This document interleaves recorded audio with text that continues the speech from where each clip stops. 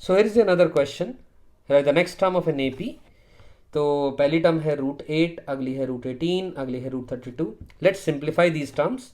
√8 को हम लोग 2√2 लिख सकते हैं, √18 को 3√2, √32 को 4√2। तो देखते ही पता लग रहा है इन दोनों के बीच में जो डिफरेंस है वो √2 का है, इन दोनों के बीच में भी डिफरेंस √2 का है। तो ऑब्वियसली जो नेक्स्ट टर्म होगी √2 ऐड कर दें 4√2 में तो क्या आएगा 5√2, उससे अगली term 6√2, 7√2 and it goes on. So that was a very very simple question, right.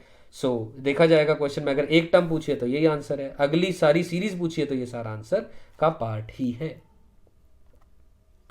Moving on to the another question, the sum of the fifth and the ninth terms of an AP, यानी fifth term के अंदर में ninth term add की जाए तो 72 answer है, and sum of the seventh term and the twelfth term is given to us as 97।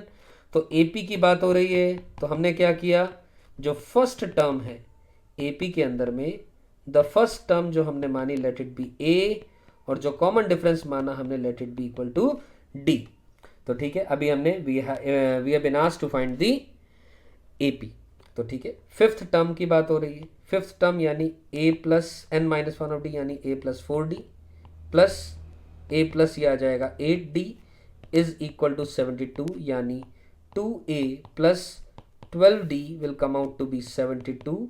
अब आप सिंप्लीफाई करें इसे तो a प्लस 6d की वैल्यू आ जाएगी 36, and we can name this equation as let us say the equation number 1 or the relation number 1 we have got.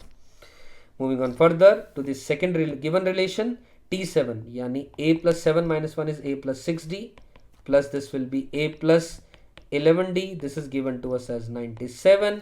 तो यानी 2a plus 11 और 6 17, तो 17d will be equal to 97।